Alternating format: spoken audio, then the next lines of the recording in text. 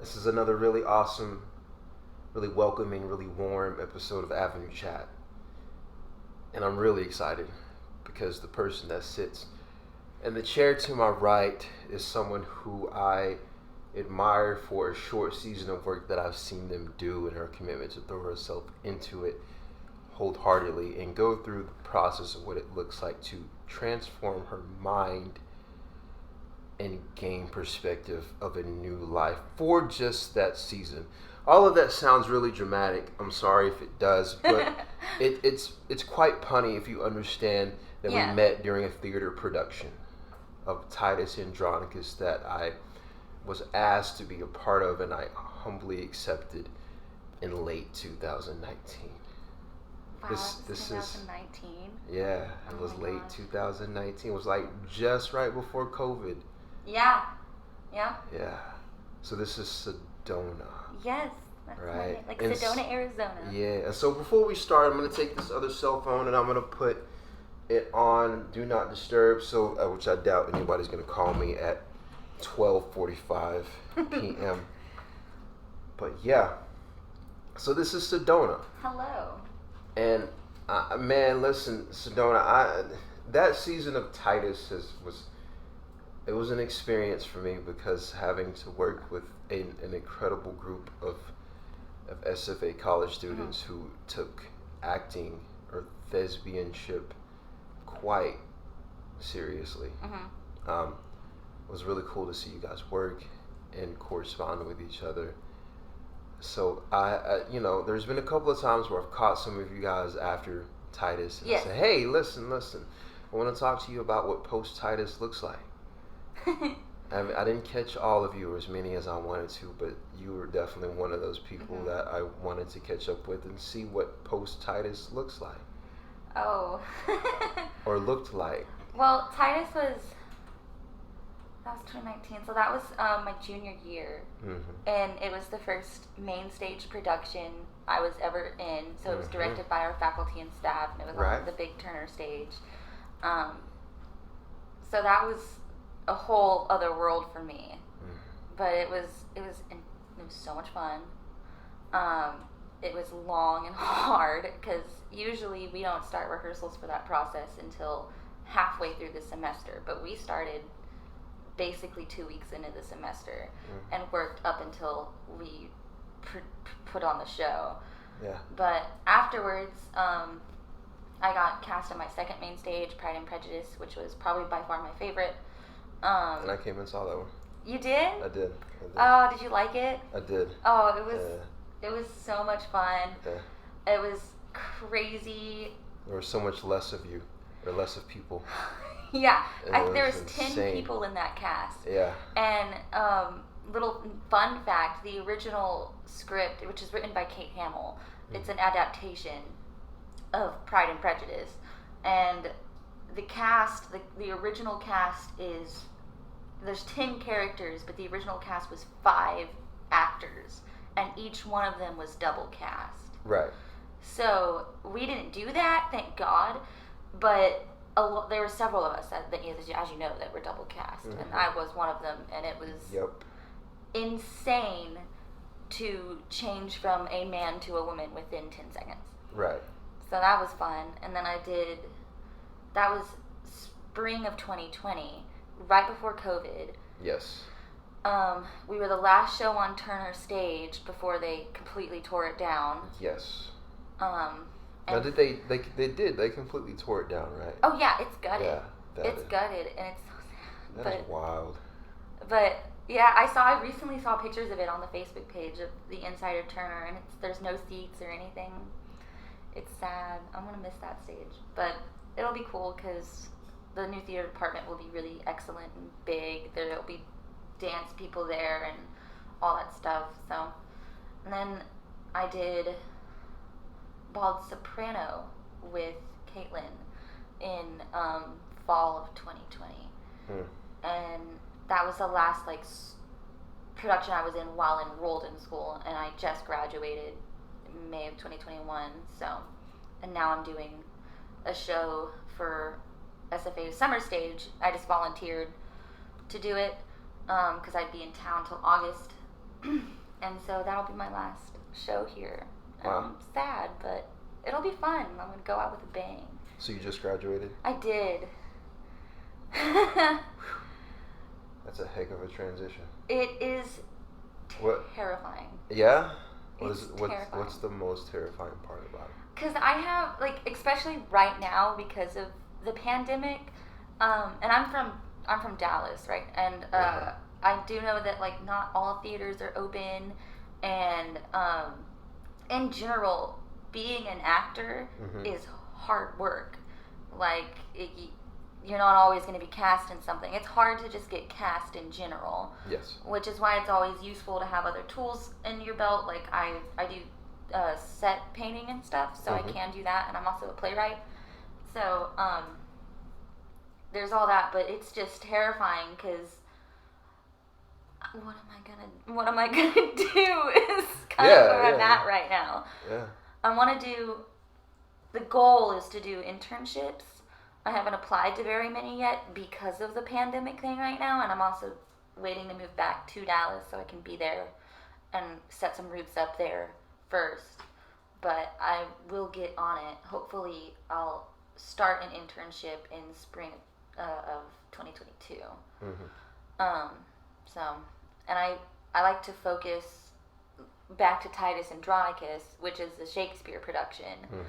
That is my focus, is Shakespeare and classic work. So, what about Shakespeare makes that your focus? I just love the language of it. It's so different. Yeah. And a lot, like, Shakespeare's hilarious. There's so many, even Titus, which is such a gory show. You gotta catch it though. Yes, you yes. have to catch it though. Well, if it's put on right, you get it. Like Twelfth Night, which is a fantastic Shakespeare show. It's one of my favorite Shakespeare productions. Yeah. That's a hilarious show. It's a comedy, and it's freaking ridiculous. Yeah. So. You know what?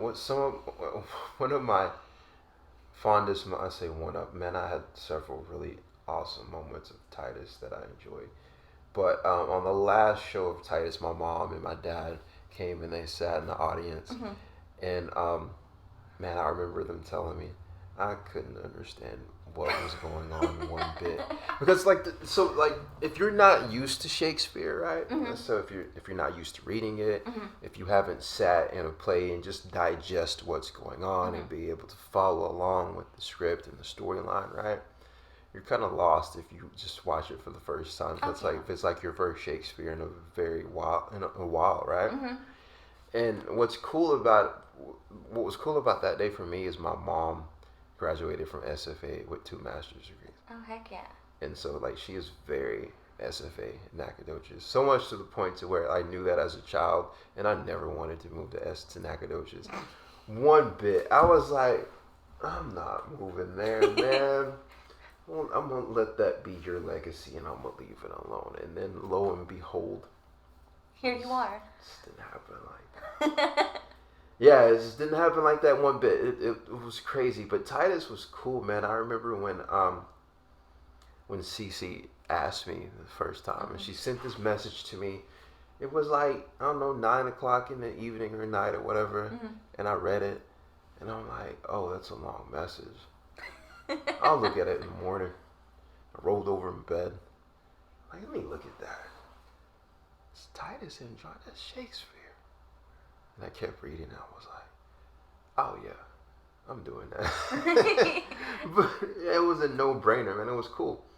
It was awesome. It would not have been the show it was without you. Because it was having that ambience music, and what was the instrument you used? The hong drum. Yeah, that was fantastic. Yeah. Thank you. No, it was awesome, man. It was so much fun. The night in, night out. It was like, even rehearsals were a lot of fun, and just trying to develop and map it out. It was great, man. It was a lot of fun, and you guys were obviously just like embracing of me being there in the presence, and so it was cool. I enjoyed it, every bit of it. It was just so awesome. Yeah, I have fond memories of Titus. Yeah, I love Titus. Yeah. And then, like, going to watch like the play, like every play after that I watched that you guys, because I went and watched and saw a couple of them, or I saw what was the next Pride, one? Pride. I saw Pride, and that was totally different from Titus. Yeah. And it was so crazy. And then the next one that the theater department put on, I watched over Zoom, which is stupid, but Zoom it's okay if it's done well. Right. What show was it? Was it No Exit? Was that what you watched? Okay, yeah. Which it was done well, but yeah, it's like going from watching Titus and then like watching plays in person to watching them over Zoom. It was like, oh yeah, wow. it's a whole different world. And we recently, I wasn't a part of this, but I did watch it, and I was part of the test audience that we did. We did a devised theater show, which is, I'm not the best at defining devised, and I shouldn't be defining it because I'm not exactly sure what it is. But it's there might not be a definition for it. Not really. It's kind of what it is. It's a lot. I do know that it's a lot of movement based, and Slade Ballou, who was the fight choreographer for Titus, directed this, and it was this whole production done over Zoom. But the best way to explain it was like an interactive video game. So you could go into different breakout rooms on Zoom and witness a whole different scenario than something else. So that was a cool aspect of it. They have adapted to it. So, but hopefully we don't have to do that much longer. Yeah. We're getting back to being on stage. So what are you looking forward to now? What does life look like now? Are you getting ready to transition into living somewhere else? Yes, I'm moving back back home with my mom to help her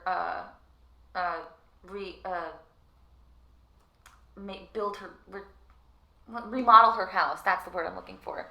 We're remodeling it, getting it ready to. She's gonna sell it to get a smaller house.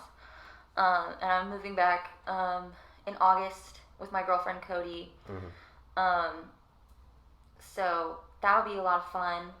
I'm hoping to possibly get a desk job where she works. I worked in the theater offices my last 2 years as well.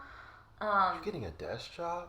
Well, just to pay some bills. I do plan on continuing to act. Like I've always known that if I'm not in an internship, I've always planned on at least have a job that you can make some money on. Yeah. But still continue to audition. And then once I if I am successful in the acting industry and I do get paid for acting and that is something I can live off of, then I would do that. But yeah, I'm not going to stop acting. It's the only thing I'm good for. What? I have known since I was a child that this is what I was going to do. So did you grow up in Dallas? Yes. You did? And I grew up south of Dallas in DeSoto. Okay. And then moved to Red Oak. That's not Dallas. Well, I always just say Dallas because not everyone knows. No, people don't know. People are like, I'm going to Dallas. And I'm like, what part of Dallas? I'm like, I don't know Dallas. I'm like, yeah, but... Yeah. I did go to school in Dallas for 6 years. I went to a private Baptist school there called First Baptist Academy, which I think is still there. But I went there for 6 years, and then my parents divorced is when we moved to Red Oak, and I went to public school, which was a whole new world from private school. What was the difference? Well, or differences? The Baptist school I went to wasn't very great. I was bullied a lot. I was different. I was the weird kid. And you know how you see in like movies where there's those clicky tables, the popular kids, the semi-populars. And they did that at a Baptist school? That was Baptist school. I say that like I'm surprised. I'm really not surprised. Oh no, it's really not. It was awful. Absolutely awful. So I expected you to give me literally a painted picture of the exact opposite. It's like there wasn't that much cliquey stuff at the Baptist school than when I went to public school, but you know, I mean, I guess it makes sense. No, I loved it. I loved public school much more, and it was more inclusive. I was not picked on. Mm-hmm. I was able to do my own thing. Mm-hmm. Found my own little group. Mm-hmm. Not necessarily the right group at the time, but I grew up. I learned and all that stuff. So. Right group at the time. I shudder to say that. If it's at that point in time, it probably was the right group at the time frame that it was in for growth points. I would agree with that, yeah. Right? Yeah. Yeah. It definitely helped. Yeah. Because I know what I want with my personal life, like with friends and stuff now, from that, so. Right. Yeah. But yeah, it's crazy when I talk about the private school to public school transition. It was just a whole new world, whole new set of people. So somehow when you say a whole new world, I guess because you're a theater person, and that's how we met. Every time when you say that, I want to. What's that? Is it Beauty and the Beast? Where the whole new world? No. Aladdin. It's Aladdin. I had to sing it in my head. Yeah. So just to kind of think of that. It's just different. I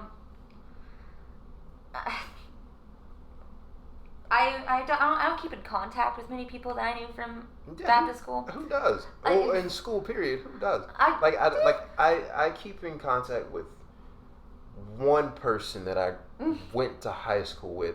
I didn't even graduate from high school with him. He was in the grade below me, but dude is my brother. Every inch of our being is related. And he is the whitest redneck country bumpkin dude ever. Like his whole entire family country, right? And like his wife is my sister. His kids are my god kids. They're like 3 of them. They're my god kids. They love me. I love them. Like I might take a bullet, and well, there ain't no might to it. I would take a bullet for them. Like them, just my peoples, right? Mm-hmm. But he's redneck as can be. And he's the only person that I have ever really consistently talked to. Like I've got people that were my friends from a school that I went to previously before the high school that I graduated from, because I went from Liberty City or Sabine, which I don't know if you're familiar with East Texas like that, but Sabine is like just north of Kilgore. Okay. It's smaller. It doesn't exist on the map. It's only known for the name of the school, which is Sabine. The name of the town is Liberty City. It used to be listed on the map, and when it was listed on the map, it was listed as a town called Hog Eye, Texas. Hog Eye? Yes, ma'am. Oh my goodness.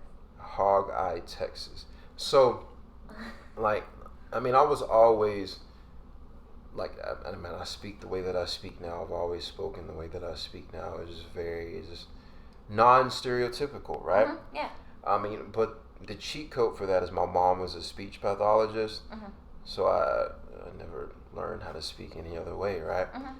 And so, I was never really, the stereotypical black person, right? Yeah. And so, most of all the friends that I had from that school that were black are my friends and were my friends because we had that common thread of us being black. Okay. But I shudder to think sometimes that if we're in a different school, I might not be their friend. Does that make sense? Yes. Right?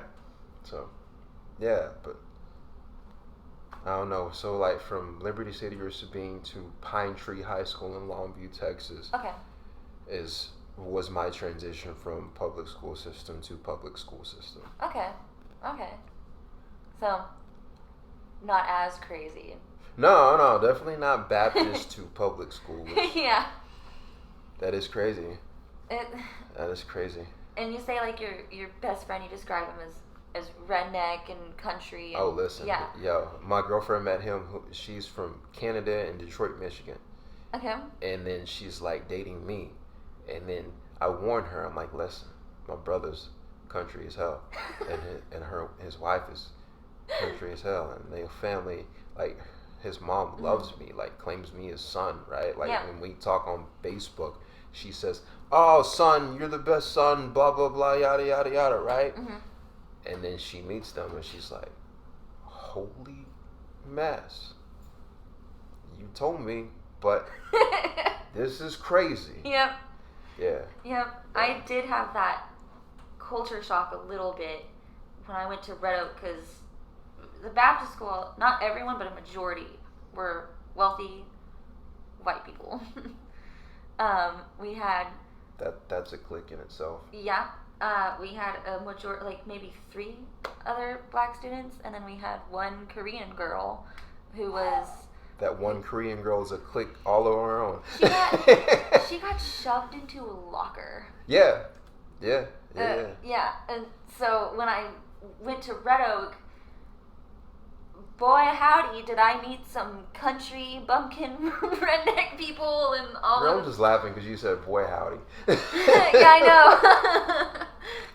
It was a huge culture shock. Yeah. But I never had the friends that I mean, I had some close friends, like my good friend Layla Brent, who I still talk to. A wonderful dancer. She's a beautiful dancer. She's still dancing today.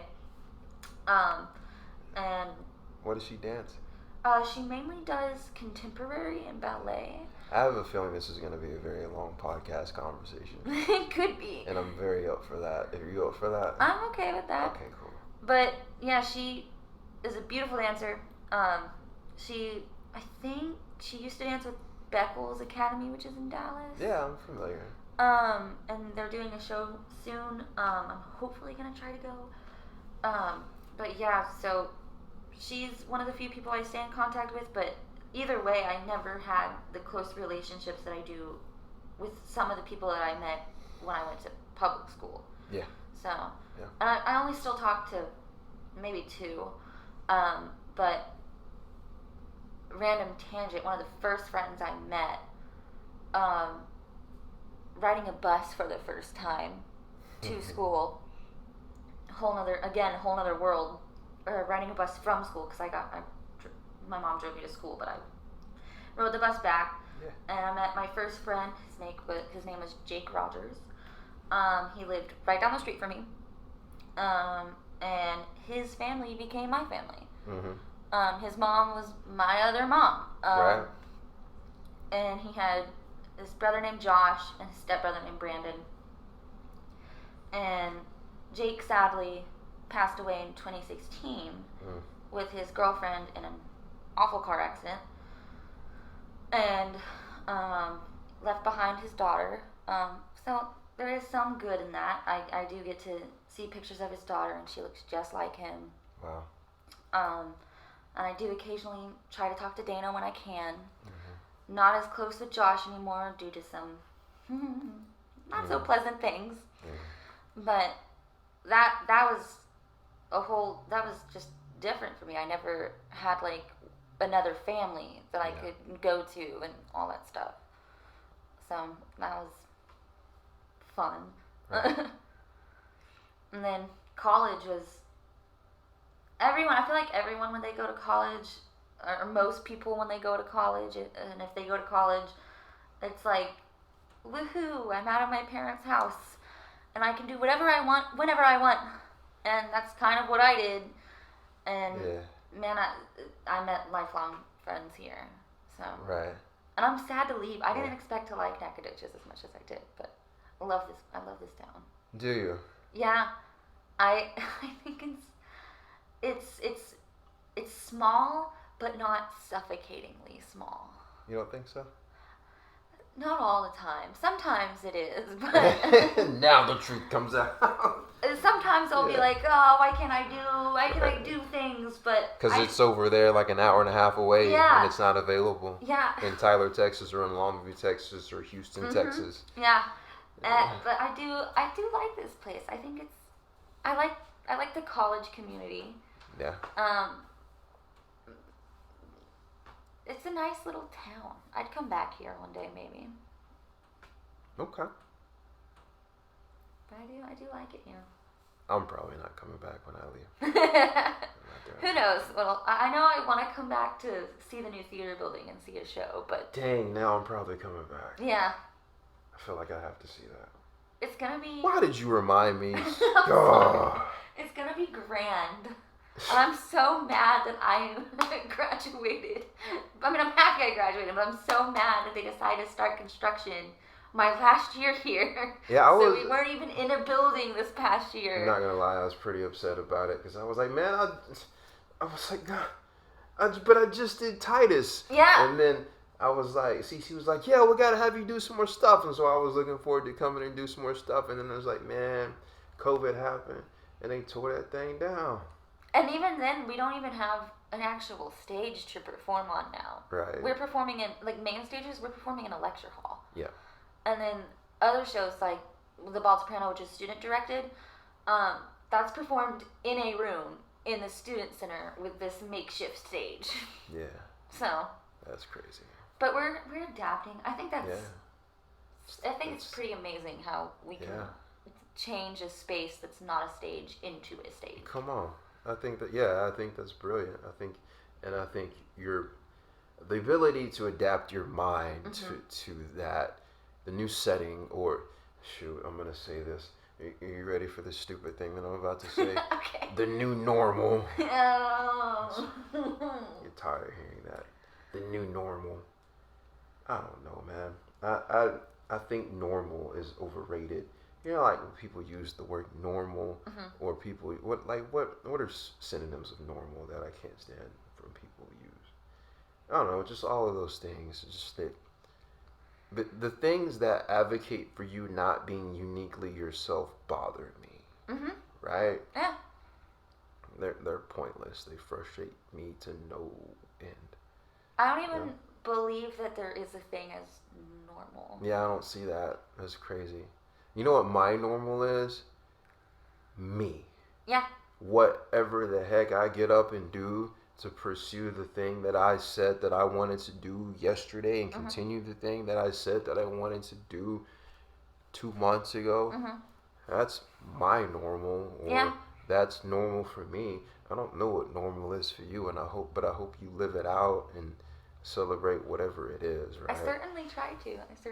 Oh, I know you do. I was saying you as in general things that exist, but I know you do as a person, and I know I don't know a single person that does theater that doesn't apply to. Yeah. You know what I mean? It's constantly theater's just so it's so fun because it's constantly changing. Right. It's never the same. But yeah, you have to just be yourself, go with the flow. Yeah, otherwise you don't perform very well. No. You really don't. Yeah, for sure. Yeah, and like people that are like, well, that's not a job. Yeah. Have you tried putting yourself in another character's shoes? I don't think so. But you know what? Podcasting wasn't a job X amount of years ago, and now people are making millions of money off of podcasting. You remember you may not remember this. I'm old. I'm really not old. I'm 33. I don't know that that's old. It's just me. It's where I'm at in life. But man, when I was like, I think I was like 16 to 22, 3-ish. YouTube was like just the thing that was just like popping on the world as being whatever. And nobody was getting paid to produce YouTube content. Now, people don't have to have a job because all they got to do is put a camera in front of their face and produce content, and then go back and put it in their laptop and edit it down and render it and put it out for the world to see. And they don't have to work or do anything else for the rest of their life but do that. It's just so insane to me. And like a TikTok, influencers. Don't talk to me about TikTok. That's a cuss word. I'm too old for that. Do you know? No, wait, it's not TikTok. No, it's TikTok. I don't like the word TikTok. No, just the word TikTok makes a 30-year-old cringe. Oh, I can I'm only sorry. Maybe I imagine. sound like an old head when I say that, but like my clients, because I do drug counseling, my clients be like, "Oh, but TikTok," and every time they say "tick," I'm like, "Let me get the talk out." Did you do Vine? Did you know about Vine when it was a thing? Yeah, I didn't do that. I didn't either, and my generation knows all about Vines. They're constantly quoting Vines. I never paid any attention to Vine when it was a thing. Because my girlfriend's 25 and she's all like quoting Vines, and I'm like, what are you talking about? Yeah, I don't know it, and I tried for the longest time not to hop on that TikTok trend. I refused to download the app. Yeah. I refused to make an account. Yeah. Anything, and Yeah. I got an account. I delete the account every now and then, and then I re-download it every now and then, and I delete it every now and then. But the new thing for me is Clubhouse, right? I've heard of that. I have no idea what that is. Yeah, here's what happens with Clubhouse with me, right? Because I'm so busy. I download Clubhouse, I delete that thing. I download Clubhouse again, I delete it. I got on Stereo for a little bit. Stereo was kind of cool. And then I realized, and then like people just talk about drama on Stereo now. I'm like, man, that's crazy. Like I got on one Stereo chat, which Stereo, like I enjoyed it, and I think I still enjoy it, right? But I got on it one day, and this dude was like, man, bro, you ugly, and I'm like, man, listen, I'm not about putting, like, it's not like I'm not offended that you calling me ugly. Maybe you're joking. But at the same time, it's like, that's like negative energy that I ain't here for. It's just not my thing. I'm not with it. Like, even, like, I'm not about jokingly calling people ugly or jokingly making fun of people. That's not my thing. Like, when I was in, maybe I shouldn't say this. I'm going to say this because this is a thing for me. Like, this is a thing that existed when I was in high school. So when I was in schooling, in public school period, I was highly, highly misunderstood by black people.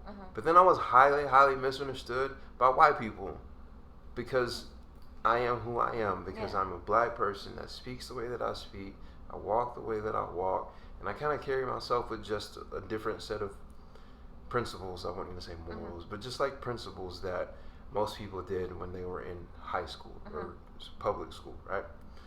And so like I watched a YouTube video where it's just like, it was like a parody thing. They were like, this is black people making fun of other black people for everything that exists, and it was like a parody of this guy having a hoodie on, or like a little rain jacket with a hood on in a car, and it was raining outside the car, and he was like, man, I'm gonna get my umbrella, and black people in the back seat like, wait bro, you got an umbrella? And then he was looking at the other, yo, this dude got an umbrella. And they were laughing at him because he got an umbrella. So like that was my relationship with most of the black people in school. It's like not understanding me for, like, it's just, man, I ain't got, like, that was, like, I didn't understand the whole mocking people for everything that exists. Like, that was crazy. It was stupid. It was ridiculous energy. It didn't make sense, right? I don't know. It was wild. It stinks that that's still a common thing too, especially like a thing, yeah. Especially last year, like with all the Black Lives Matter riots and everything. I don't want to talk about the Black Lives Matter stuff. We That's don't crazy. have to. It's just maybe we should, but I don't know. I have my separate opinions about Black Lives Matter, which is separate than what the majority of black people and white people think in the world. I think Black Lives Matter is a devised thing to keep money separate from the rest of the world that needs the funding. Because for me, it's just like I don't know of. I have never seen any documented proof of where the money goes to. Yep. And I guess that's the end of the conversation because you get it and you know. Oh yeah. Yeah, and you know. Yeah.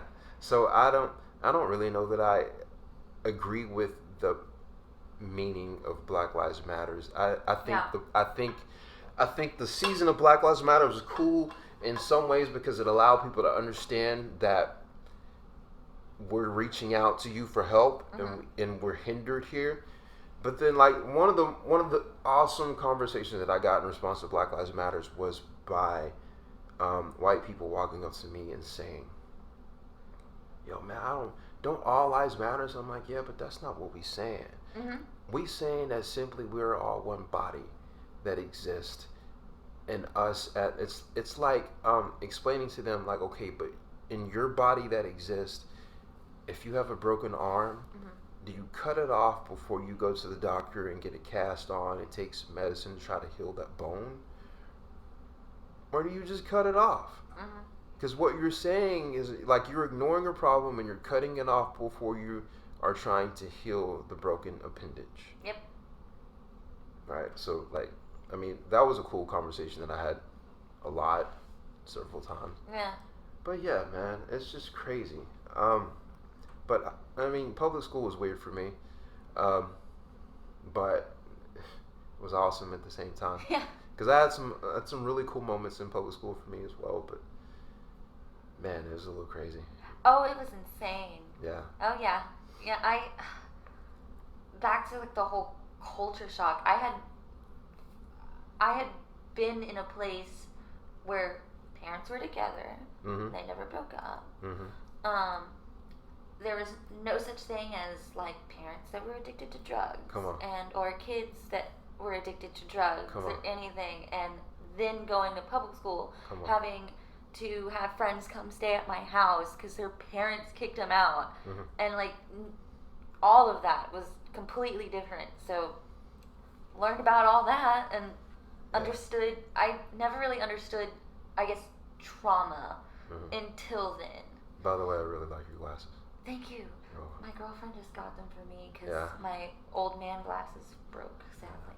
By the way, your girlfriend is here in the studio. She's in the background watching. Yes. Love her very much. Better. Yeah, in high school I actually dated a guy for 4.5 years. Okay. Even after high school, so 2 years of my college career, and he dumped me. He just was like, I don't think I love you anymore. The week before my final exams, my sophomore year. What? It was not a good relationship for the most Probably part. not. It was. I just realized you and your girlfriend got on Birkenstocks. We do. That's fly. They're matching. And your other. Yeah. I feel like I'm missing out. I ain't got no Birkenstocks on. What the heck? I didn't know you were wearing those. That's fire. But yeah, I always would tell him, you know, if we ever, because, you know, back then I was like, we're going to end up married. We're going to be together forever.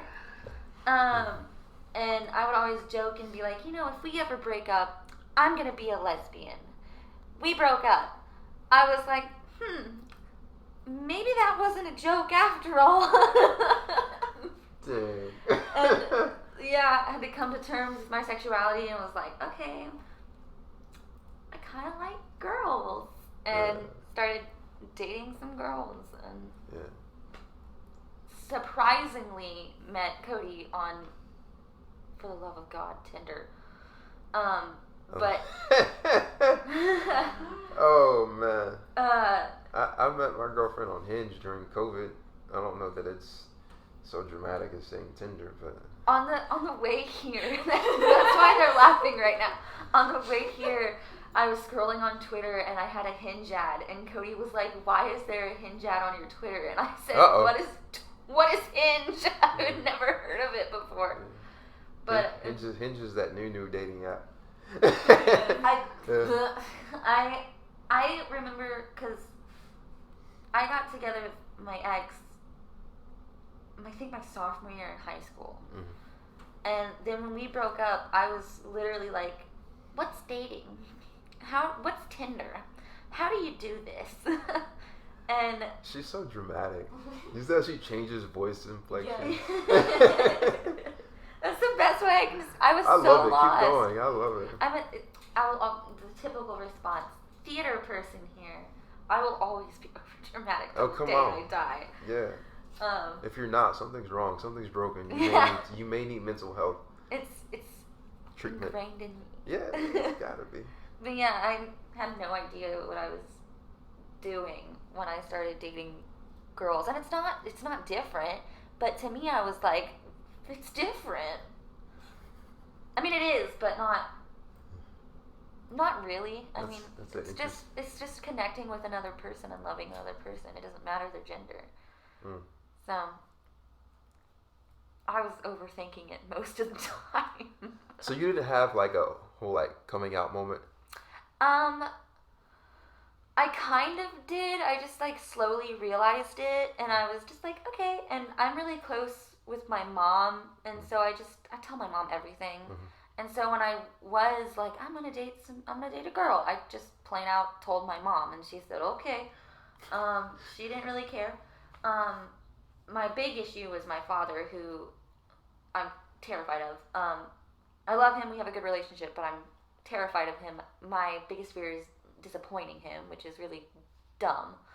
And I think that all stems from he never supported me being a theater major.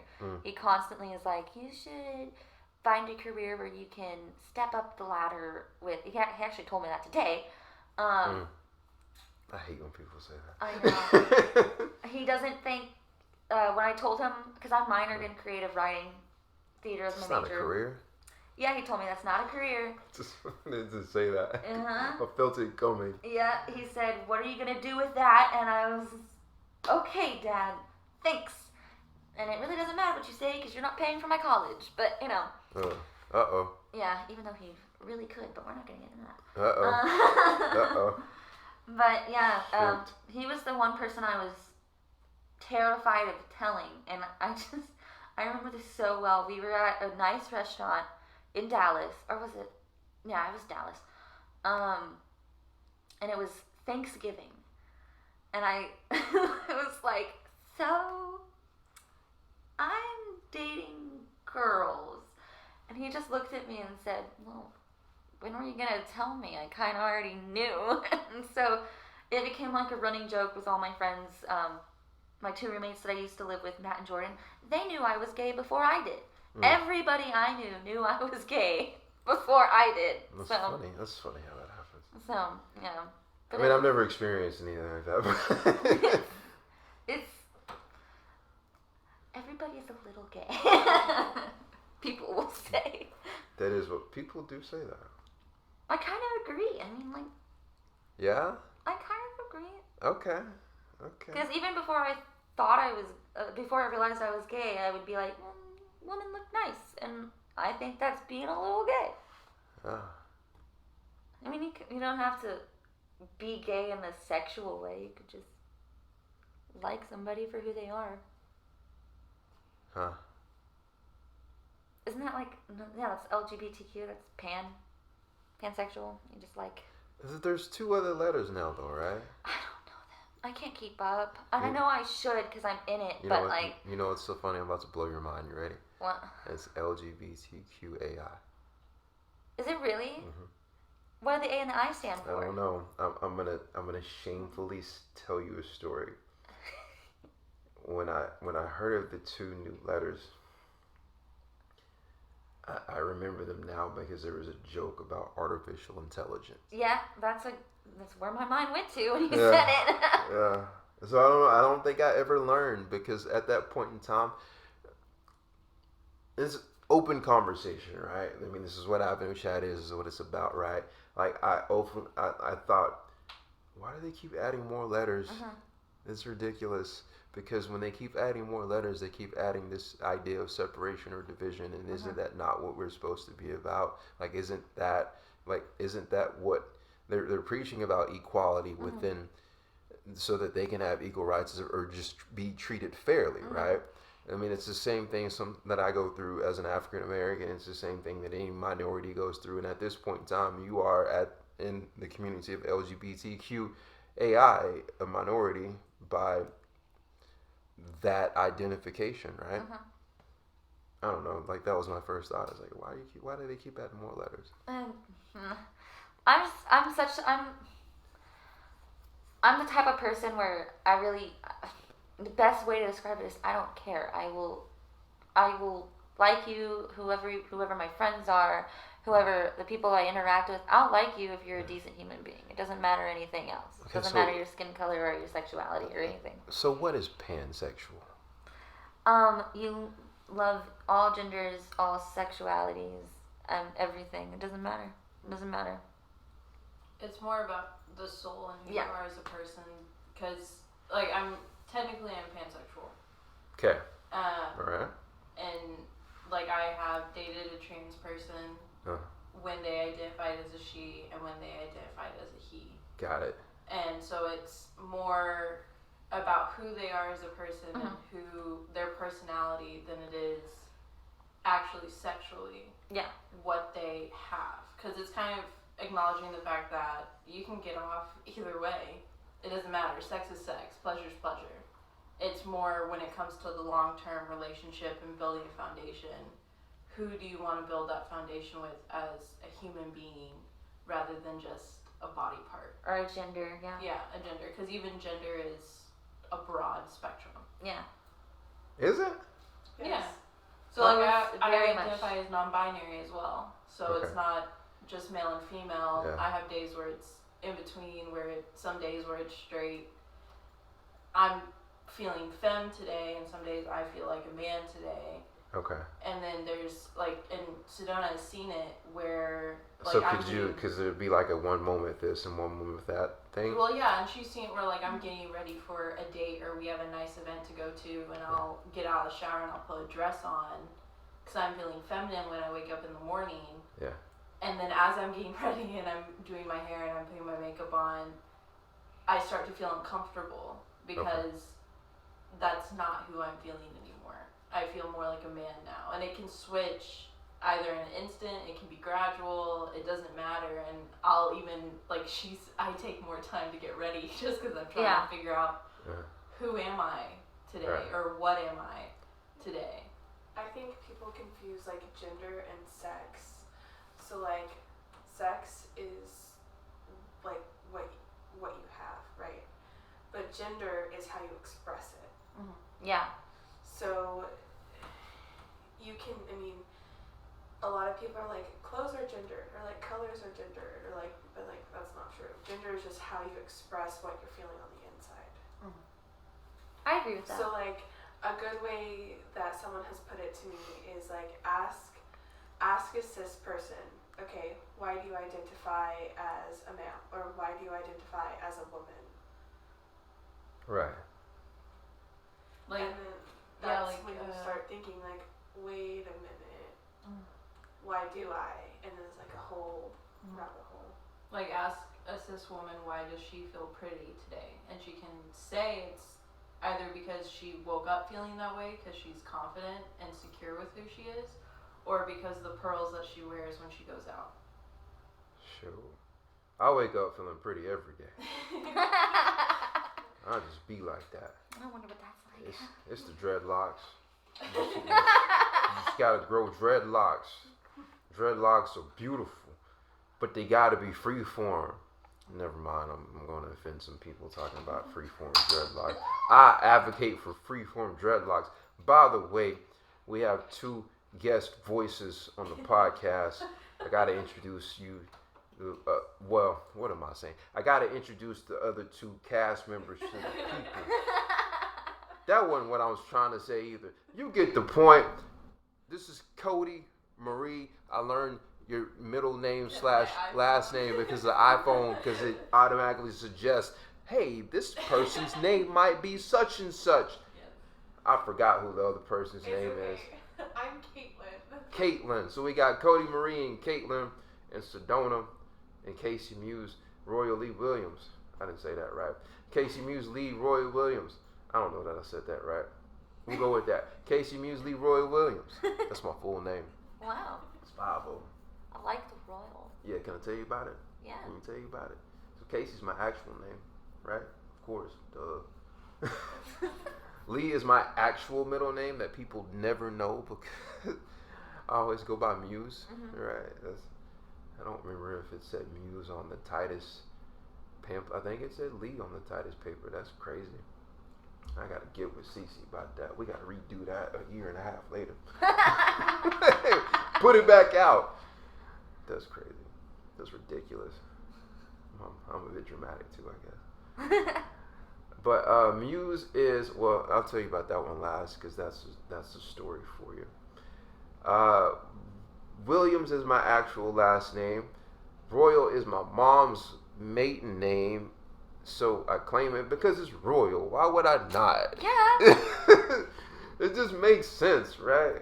Yeah, it is what it is. I love it, right? So Muse is a given nickname / middle name that was given to me. And yeah, I claim it as my middle name. If you got a problem, I don't care. It ain't none of your business. It ain't none of my business if you care. Because those that matter don't mind, and those that matter, and those that matter mind, and those that matter don't mind, and those that mind don't matter. Oh, I like that. Right? My mom's told me that back up in the day, and I keep with it because it's true, and I love it. Shout outs to Shirley Diane Roy Williams. She's the GOAT. But yeah, man, so Muse is a, maybe I shouldn't be telling everybody's last name and everything on the podcast. Whatever. But yeah, man, so Muse, I had some really, really cool mentors, right? Mm-hmm. One of them is like a 6'7" black guy. He's like 270 pounds, right? Goodness. He's huge, right? He's got long peppered dreadlocks. Still talk to him. His dreadlocks are like down here. They fire. They thick. They like this thick. It's sick, right? They're wonderful. Shout out to that dude. I'm not gonna say his name. Maybe I should have been like that with all my family members. But yeah, man, him and some other people, right? Somehow, man, they started nicknaming. They like, "What's up, Muse? What's going on, Muse?" And so they put that name in my life, right? Because somehow they knew me and they saw that I could be an inspirer or someone that motivates or someone that gives inspiration to other people. And man, it was X amount of years later that I just stepped into that and owned that name and just claimed it actually as my part of my name. Okay. And part of who I am and what I do. So, Casey Muse. I like that. You should legally change your name to that. Yeah, that costs some money. I want to legally change my name one day, but because my middle name is Sedona, so my first name is Lillian, and so in any form of medical documents or school documents or whatever, it's Lillian, and I hate it. Yeah? I hate it. I'm going to start calling you Lily.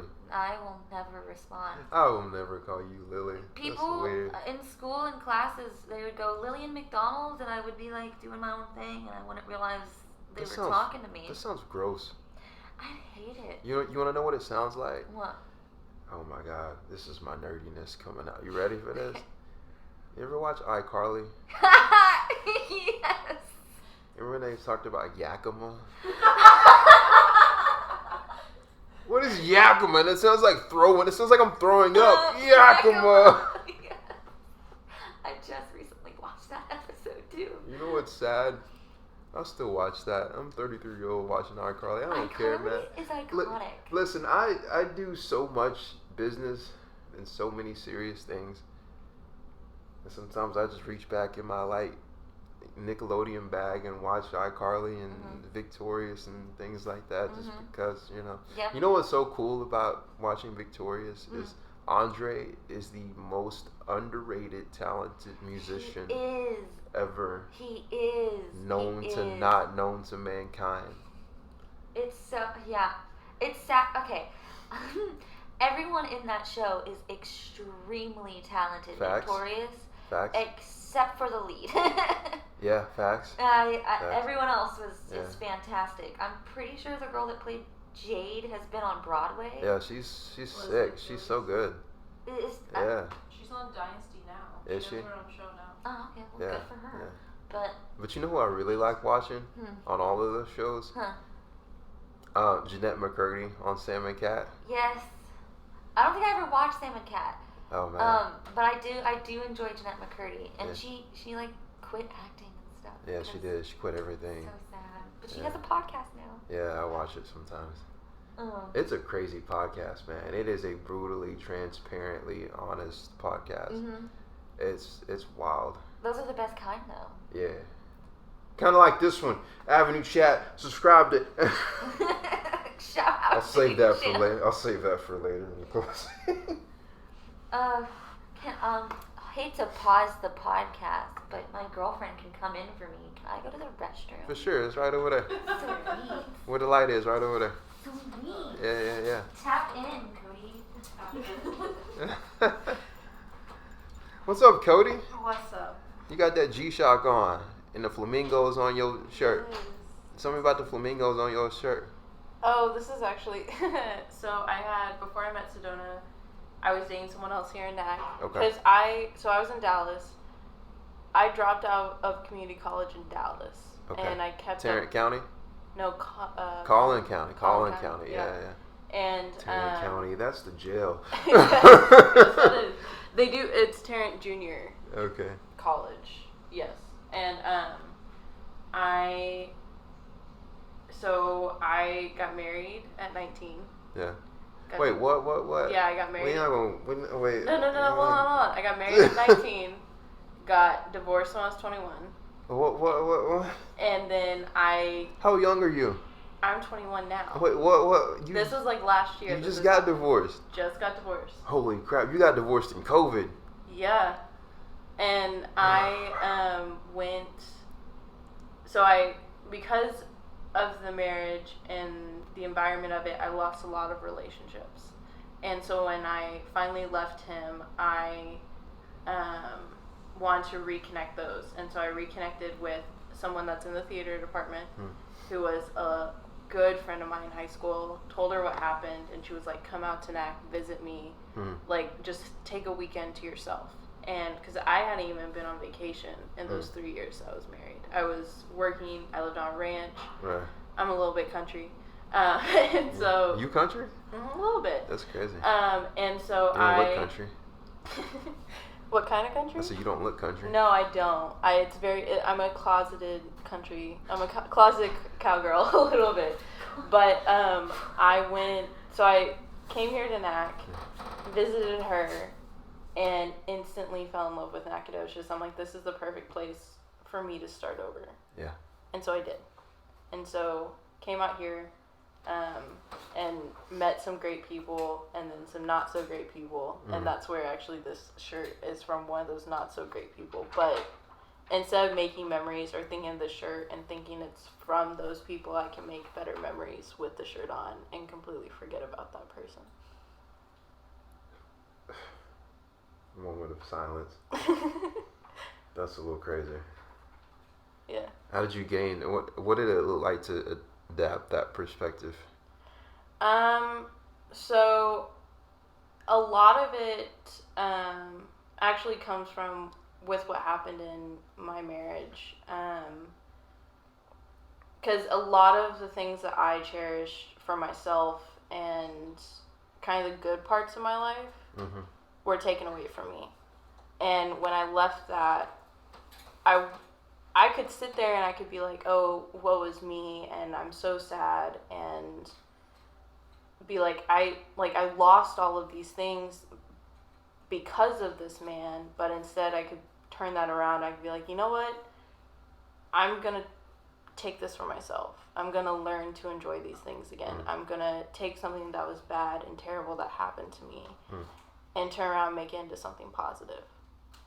You know what I'm enjoying about this conversation with you and Sedona is you guys had really rough experiences with men, but you're not all like men bashy. No. Which I think is, I don't know that that's rare, but it's definitely a breath of fresh air to see. Well, and yeah. it's, especially you being 21 and Sedona being 23. 23. Almost at 22. Did you just turn 23? Yeah. Yeah. In February. I never remember my age. I'm always a year behind. Yeah, I think that's refreshing. Mm-hmm. I think that's a little bit, it's cool. Yeah. Well, and like even after, like one of the parts of kind of reclaiming of who I was, and especially in dating, because I was with him for 5 years. Mm-hmm. Like it was kind of the same situation with Sedona. I was with him in high school, and then out of high school, and he moved in with me and my parents for a little bit before we were married, and kind of grew up pretty fast. I was already had to grow up pretty fast. I grew up by a single mom. I was kind of the man of the house already, with my older sister and my mom, and I was athletic, and I was the more fit one, so I did the stuff around the house. My dad, when I would visit him, taught me how to build things and how to fix things, and so I did that when I was back with my mom, and built all of the furniture in our house if we went to IKEA and stuff like that. And so I grew up pretty fast, and then got into a relationship that got pretty serious pretty fast. And so when I got out of it and I wanted to learn how to date again and kind of dating as an adult, it wasn't just women that I was with. I also reached out to another ex-relationship of mine and started talking to him, and we still talk to this day. Like, we didn't end on bad terms at all, but I kind of understood that, yes, even though sexually I could be with a man, long term I knew I wanted to be with a woman. I needed more of a gentle caregiver partner than someone who felt like they needed, like, because my experience with men was, especially I grew up by a military dad, and so he was always about the woman is the like housekeeper and the man is the provider. Right. And I was like, but I feel like I'm more of that role, and I want to take care of someone, but I also want to be taken care of. And when in my marriage, it was very much that relationship that my dad had provided for me, where it's the man provides the money, the woman takes care of everything else, and the whole family. And it wasn't just me and my husband that I was with. We were also with his family and his 3 younger brothers and his uncles and everyone else. And so when I took care of his family, I was taking care of 10 other people along with myself. And it just wasn't a good fit, really. Right. And do you ever feel like maybe you were too young to have that responsibility? I knew I was too young. My parents are very religious, and my mom knew that because I actually came out as gay in high school. Okay. And then I discovered the word queer and pansexual, and understanding that definition, and kind of stuck to that term where it's like, okay, well, I can be with a man. And my mom knew that I would, if I did have the choice, or if I did meet the right woman, that would be with a woman. And she found out that me and him were wanting to move out and get our own place, and she was like, well, get married. And so her and my stepdad paid for our wedding, and they kind of they put us in premarital counseling, and they did devotionals with us almost every night. Yeah. And sorry, Sedona, I didn't mean for you to find out things. No, that's fine. Wow. But my parents pretty much did everything, and they're like, you're getting married, and like the next week she bought me a wedding dress, and we planned a wedding in 3 months. And it was small. There wasn't a reception. We went to a local Italian restaurant for the reception and had dinner. I had a max of 30 people. It looked like a shotgun wedding. Like, when I told my friends about it, they all asked me if I was pregnant. And like, is this why it's short term, so you can fit in a dress? And like, I had to, even my family members that, like, we couldn't extend an invitation because 3 months is kind of short notice, that are out of state, they're like, is Codie pregnant? I'm like, no, that's not it. I'm like, I don't really even know why this is happening. But it's happening, and I have 6, 7 siblings, total step siblings, and all together with my mom and my dad combined. And so it's kind of always a competition for attention and acceptance and everything else. So it's kind of like you do what your parents tell you. Right. And so my mom tells me I'm going to get married. Okay, I'm going to get married. And now I can look at my mom and I can be like, no. And I can tell her no. And I can tell her this is, like, at this point now, like, I have 9, 10 tattoos and I have multiple piercings. When I was 18 and living at my mom's house, I would have to give her like a month's notice that I was getting a tattoo. She doesn't care about tattoos, but she just wants to know when you're getting one. I just shoot her a text now afterwards and being like, hey, I got a tattoo. And it's so liberating to be able to do that. Wow. And but that's just how I was. You always have to ask for permission and you always do as you're told. Wow. That's crazy, man. Talking to you too as an older person in the world and gaining perspective of where you're at and how fast you had to grow up due to circumstances, and then your perspectives of growing up is dynamically what made you or what shaped you to have the values and morals that you had or have right now, which are insane. Like, I can see how those things correlate. That is crazy. Yeah. It's absolutely crazy. And that's why I moved out here. But you moved out here from Dallas. Yeah. And because, like, even when I was in Dallas, I wasn't living, I lived at my parents' house a month after I had left my ex-husband. And that was solely because I had nowhere else to go. And a friend reached out. She had recently had a baby, and she was like, I know how your parents are. I know it's not going to help you. So come out, live with me, help me with the baby, and I'll bring your rent down to $250 a month.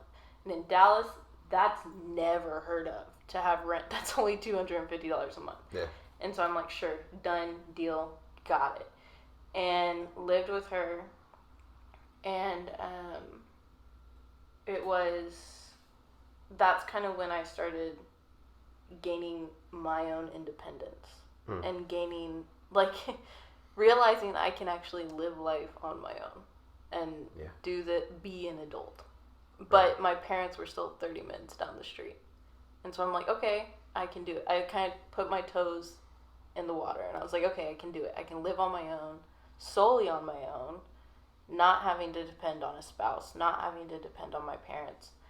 And then got this opportunity to move out to Nacogdoches that's 3 hours away from my parents. I can't, if I have a flat tire, I can't call my stepdad and be like, hey, I need you to come get me. And so it's like, okay, yeah, you know what, brand new, fresh start. I know I can do it because I did it in Dallas. Let's do it out in a small town where nobody knows me except for 2 people. Right. And I did it. Right. And now I have a great network of friends. Did you know Sedona before you moved out here? I actually saw her in Bald Soprano when I was dating someone else who was involved with the show. And I saw her act, and anytime, so the person I was dating was actually the costume designer of the show. And and this is a sitcom. This is the director. Yeah, so Kaitlyn was the director. She was the fire chief. And the person I was dating at the time, that's why I went to see the show, was because they were the costume designer. And then people come up to me after, and they're like, so how's the show? And, you know, as someone who's dating, and also the date and kind of the escort to the show of this person, I should have said, you know, the costumes are amazing. But all I could say was, you know, the person that played the fire chief was absolutely spectacular, and I want to know who that is. And so everyone told me, oh, that's Sedona. She's great. She's a lovely person. She's hilarious. She's amazing. And even like weeks after, they'd be like, so how was Bald Soprano? I'm like, it was amazing. The person who played the fire chief was amazing. And that relationship didn't work out.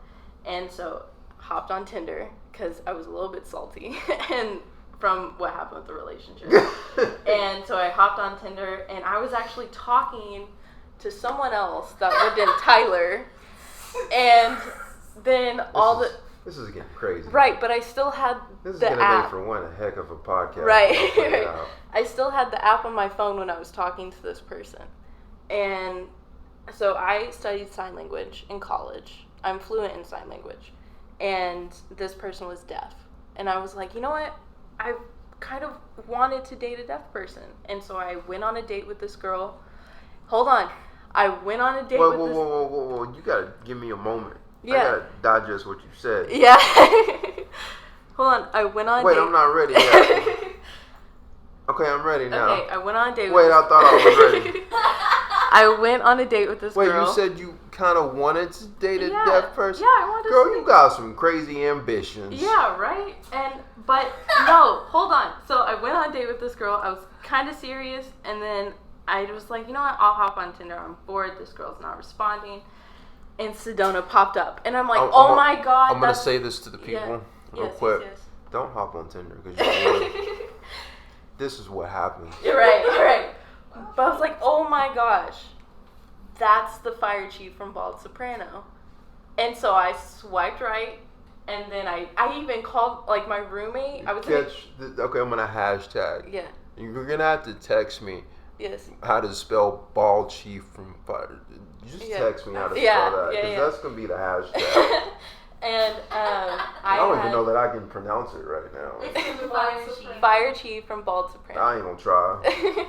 But I was in the kitchen in my house, and my roommate was in her room, and I was like, Sam, it's Sedona. She was the fire chief. Like, so now her name is Sedona. Yeah, because I saw it. And I was like, it's Sedona. And then we went to go run errands, and it said that we matched, and Sam was with me, and I was like, Sam! And I was freaking out, and we started talking.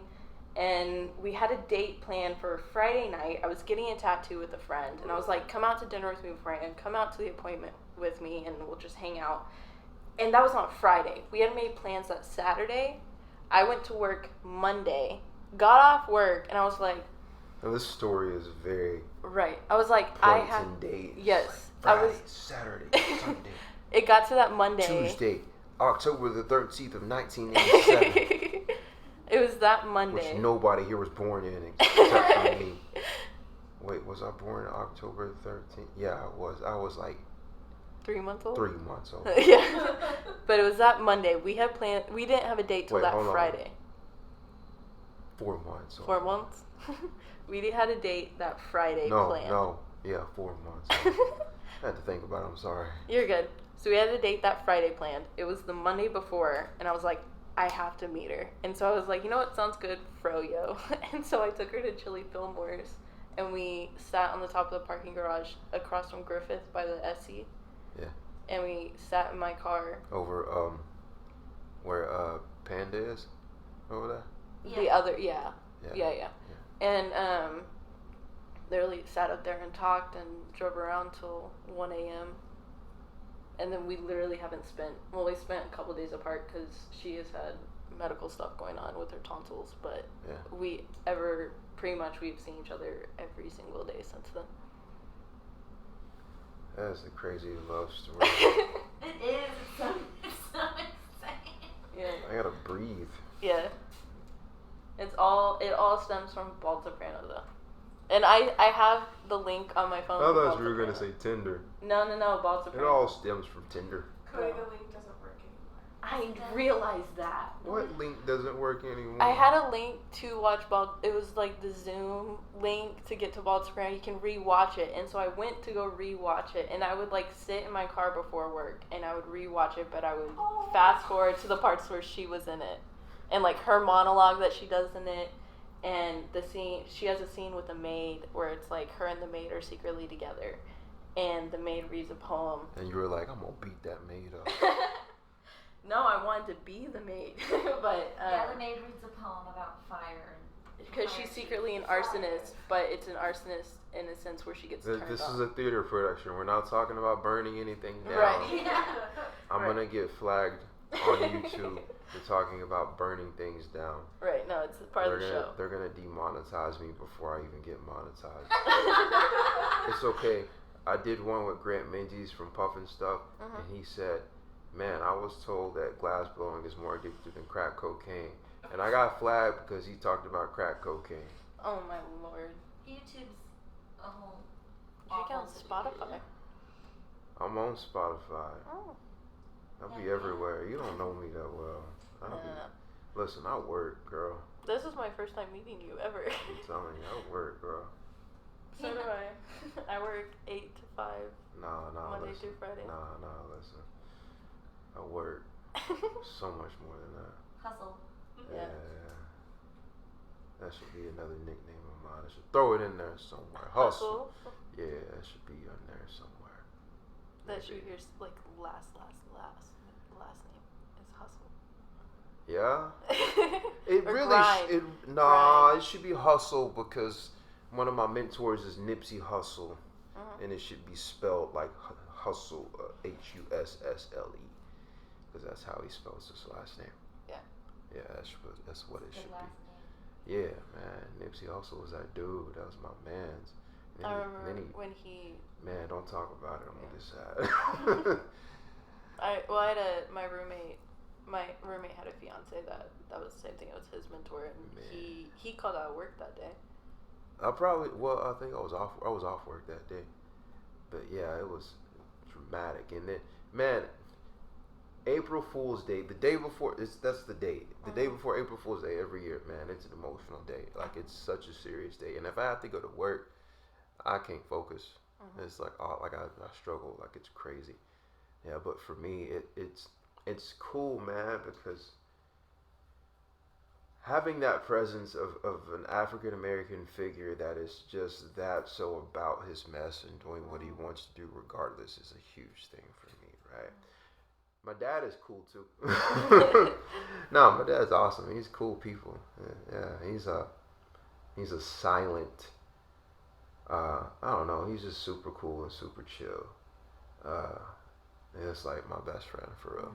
Yeah, him and my mom, we're good. We talk often, but yeah, we have a good relationship. Yeah.